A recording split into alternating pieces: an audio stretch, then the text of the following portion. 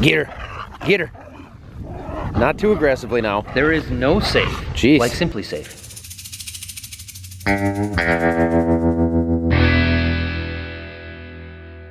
The girls are pretty snarly this morning. We're at that point now in the season where we're not ready to harvest yet, but we're starting to get close, and we got some other stuff that just makes us really busy between now and harvest. So we're gonna start picking away at some things. Cat's gonna join us here. This cat's been around for over a year. That makes her a veteran around these parts. They don't usually last that long. They run away or they disappear or they go back to the earth. But it's a good kitty. I don't know if it's a he or she. I've never bothered looking. It's just a kitty to me. This truck right here has got some sort of a charging issue. We don't know what it is. We put a new alternator on it and it didn't seem to help. So this is gonna go into the truck shop. On top of that, I think it needs a valve, an air valve inside the cab there because it's leaking through and not releasing the trailer brakes. But before it goes out, I got some fake chintzy chrome things to put over the ugly spots on those wheels. But before I put those on, I'm just gonna retorque the lug nuts before I cover them up for safety reasons. Hi, Cat. I need to read the numbers now. Now I'm gonna torque these to 450 pounds because that's what Google says I should do. But I would like you guys, the truckers in the comments, to let me know what it should actually be at, if that's accurate or not. Cat, come on. You wanna torque them? There's 400. Right? 450. Now, last time I used this torque wrench, it had kind of a weird spot in it that would sometimes give out and about break my neck.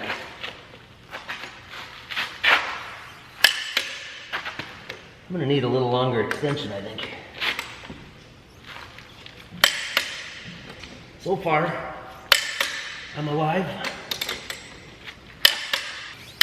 These ones are all good. Okay, now I'm gonna do the other three the easy way. Are you ready? See what I did there? Trust me, they're torqued.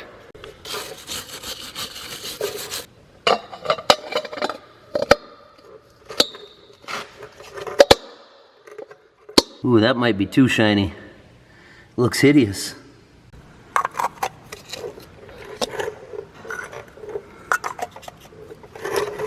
Oh, I like that. I should have gotten to that a lot earlier. Okay, I got that odd job finished. Now I'm gonna go put this shelving that showed up last minute the other day as I was trying to leave the yard into the shed that it belongs in. Well, thanks once again to Simply Safe for sponsoring today's video. You guys have heard me talk about Simply Safe before. I've mentioned about how it saved our butts when the door got left open on the shop and it was 30 degrees below zero.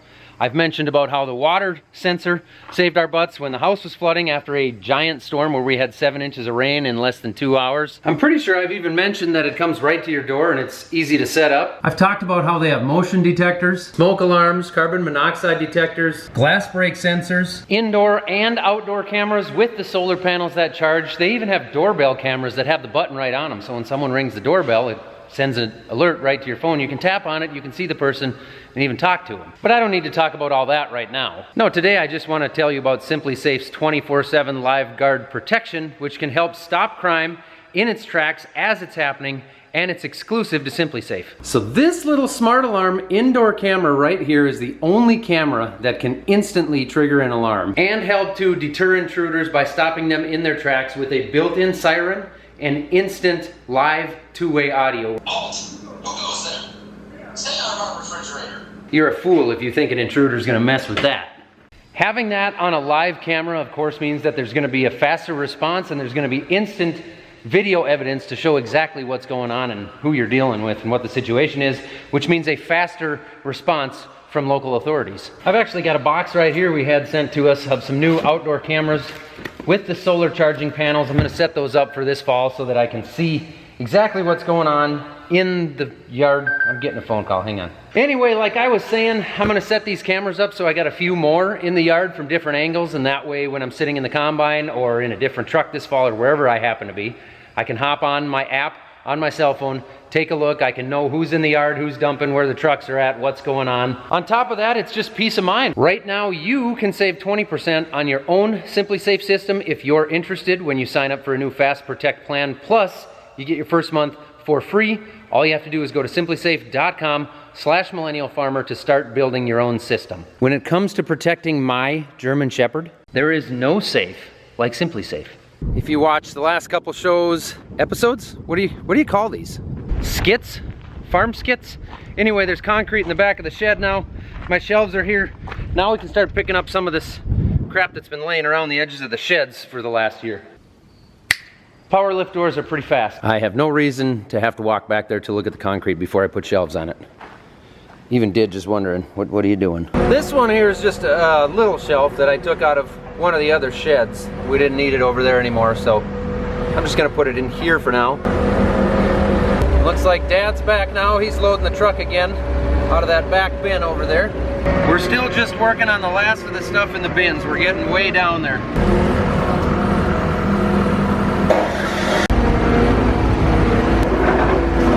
Supplies have been delivered.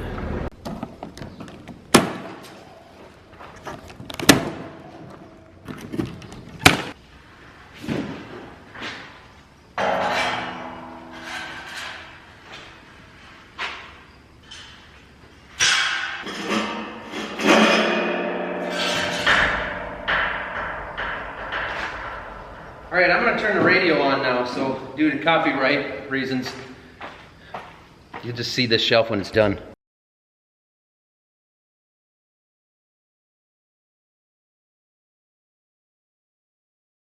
There we go. It's getting a little bit toasty in this back corner, so I'm gonna go get a sandwich before Dad gets back with that truck. And then it sounds like we're gonna meet with an insurance guy. We've got a situation to look at as far as our wheat having a poor yield, and then also some corn that we've got that's blowing over, and now as it gets ripe, it's really starting to break down. So we're gonna take a look at some of that and talk to him. I didn't make it. Truck's back already. I'll skip lunch.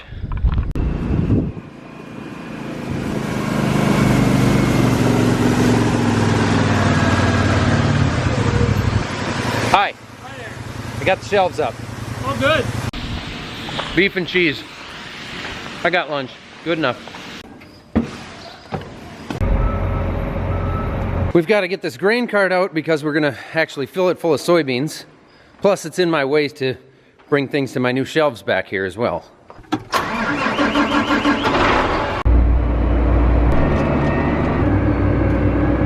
As I've been saying, we're way down there on grain, but we do have probably 2 loads of soybeans left to clean out from the bottoms of the bins.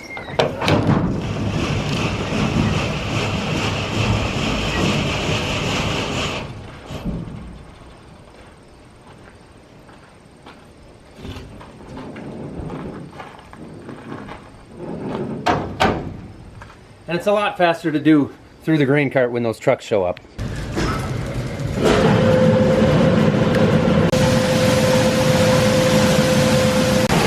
You know, there might actually be 3 loads left in here. I don't know, 2.5 at least, especially when you add the floor from the other bean bin.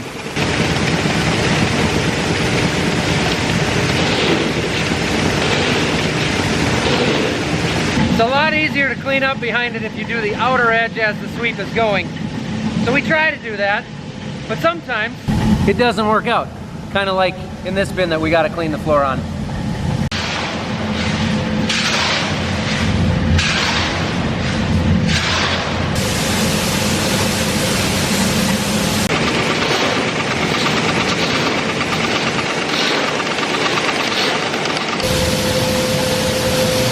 Well, the cart's probably 2/3 full, and that's about as full as I dare get it before we clean out the floor on this bin, because I want to make sure I get this bin at least cleaned out on this cart load, so I don't want to get it too full.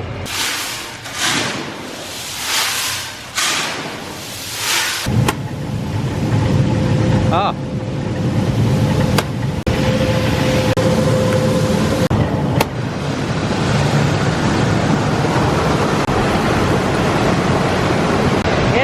Couple little rotten spots back there from where we've got holes that we used kind of to open up slide gates in the past. we'll throw that stuff out separately. Well, that's the hardest pass. Once you get around the outsides, it gets a lot easier. Just takes a little time. I need some water. Now I got Dad home to help. And even better, Isla was so bored in the house, she decided she wanted to come shovel soybeans. That's the truth. She just decided she wanted to come out. Her brother would never just decide to come out and work. Just like that, doing good.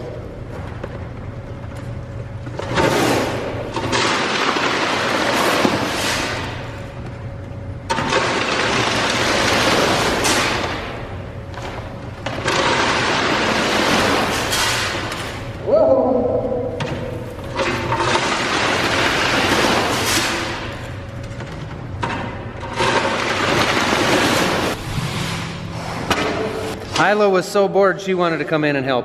That's a good deal. Yep.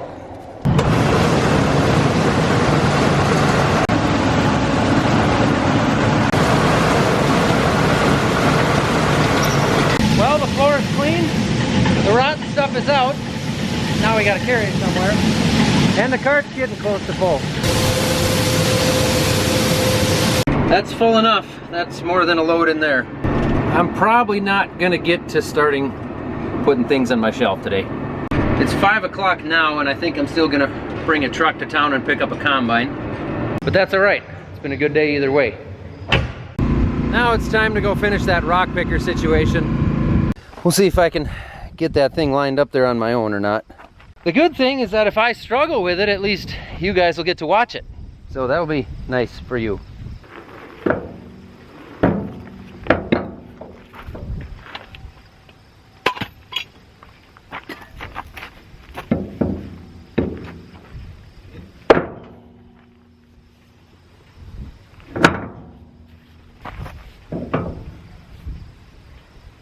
My apologies for not struggling more, but I guess I don't have it lined up yet. Ha! This is gonna be a crummy video for you guys. I think I brought the wrong size socket down. Yeah, oh, I was off by, half inch or so.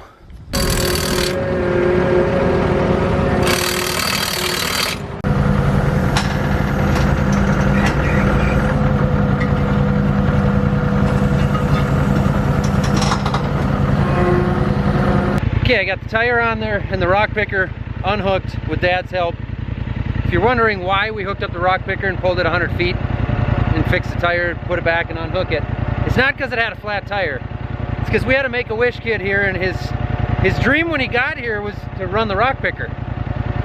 So, we pulled it out for him and unfortunately the tire was flat, so we couldn't drive around and look for rocks, but I was able to carry some over to him and he got 3 rocks in one try. And it was pretty fun, it was pretty cool. So now we got that unhooked. And the tire is fixed. Final thing now is to get this truck into town and bring that combine home.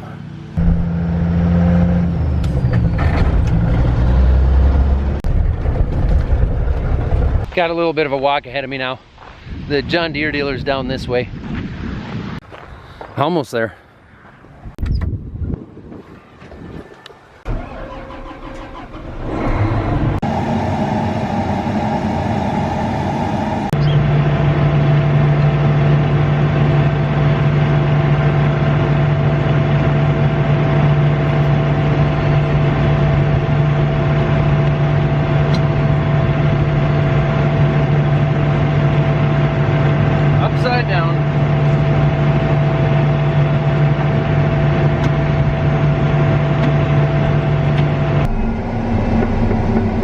You can see a little more of some of the corn we got knocked down in this field, especially on the ends there.